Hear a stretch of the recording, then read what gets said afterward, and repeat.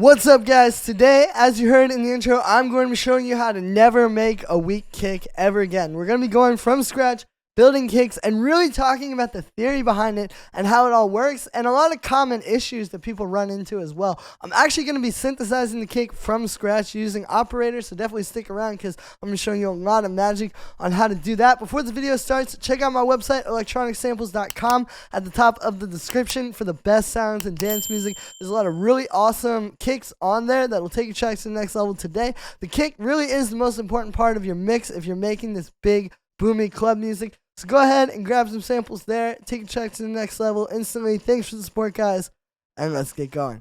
Alright, so the main reason why people don't make good kicks is I think they're focusing a little bit too much on the high end, and kind of like they think that what's making it punch through the mix is like the knock in like the mid-range and the highs, and that stuff is important for sure, but really you gotta start with the lows, and it's really the thump. Like, really what's gonna make your kick hit is, like, if we pull up the spectrum, is gonna be all the stuff about like here, like really around like maybe 80 to like 250, you know?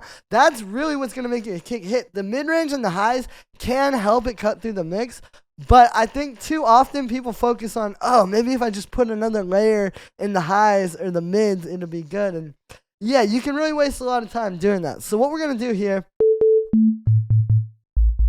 let's make a nice low tone. I'll go ahead and put in a 4/4 pattern. We're going to do this in the key of A. And that's the first thing too, is also like when you're making this low end, it's got to actually be a note that works. Even if you want to make it lower, you know, a lot of times,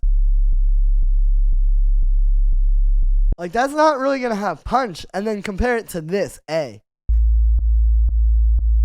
Hear how that already has so much more body? And I think if we look at it on the spectrum again,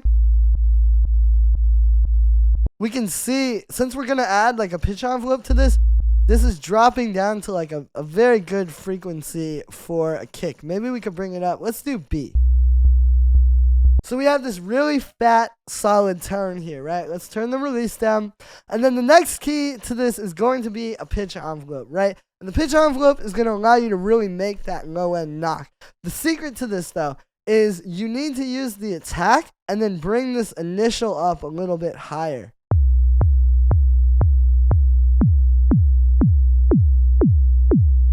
And see how it's starting to like smack a bit more?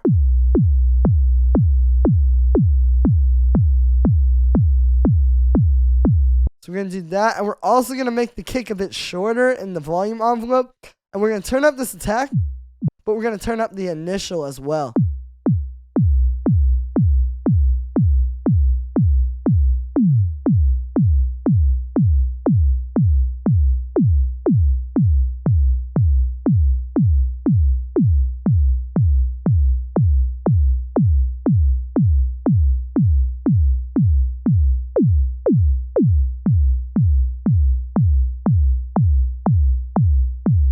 So you can hear there's a lot of different types of kicks you can get out of this, but by doing this,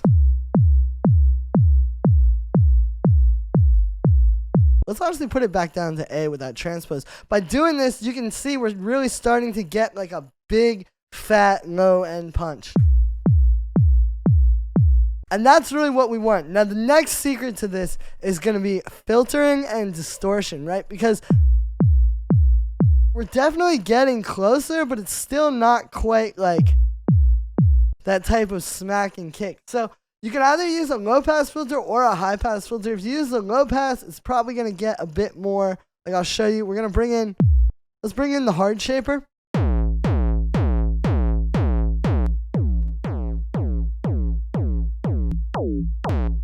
Or like a soft, you can see, you kind of end up with this like boom, boom kind of thing, which is why I like to use the high pass. If you get the high pass and maybe put it about there,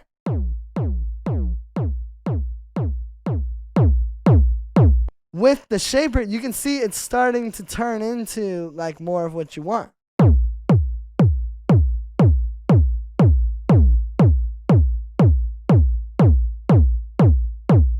We'll make it a little bit shorter over here in the volume.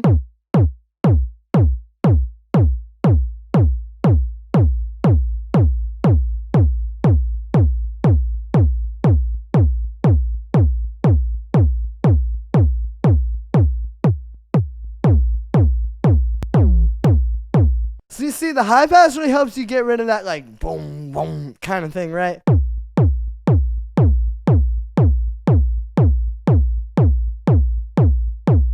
And there you go. So this is a big part of kicks, is it's really just that low end. Like, people think it's all about adding like mid-range and top end layers. Now, once you have this is actually where you can start to layer this and add some mid-range and high end. Now, what we're going to do is we're going to actually low pass this because we want to get rid of a little bit of that.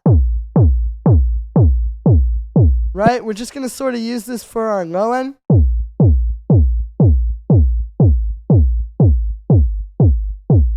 And honestly, I really like that pitch. So we'll do that. And then we're going to duplicate it. And we're going to use the duplicate to create like a high-end layer. So we'll switch this filter on the duplicate to a high pass.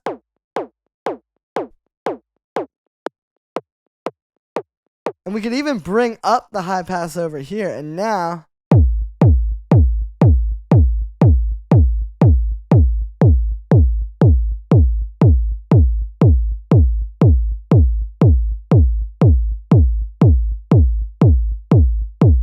this is where we can really make it smack. Now, you can be doing this with samples too. Like, I'm not just trying to show you how to synthesize the kick. I'm using the kick synthesis to kind of like show you how the kick works, because this is all transferable. Like, you could just get a fat kick sample and do this as well. I'm just trying to show you like how the kicks work and what really is making them smack. You could also even take this and make like a high end layer, like a just that, and then overdrive it a bit.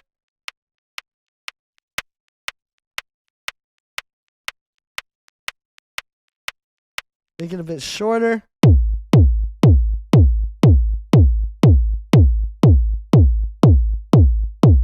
Right? And you can see if you follow this method, you will never make a weak kick again, because you focus around the low end and you will get that, and then do the mid-range and highs, and really understanding that low end and how to layer it too. Like, you know, this low pass makes a big difference. If I turn that off, see, it's a lot messier, and you can even play with this.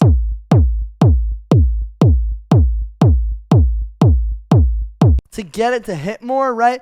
But it's all about that low end. This is why people make weak kicks, because they're making what they think is a strong kick because it's got a lot of click and a lot of mid-range and highs. But at the end of the day, it's just really all about that low end, and then the click is going to go on top of it, but you got to get the low end right first.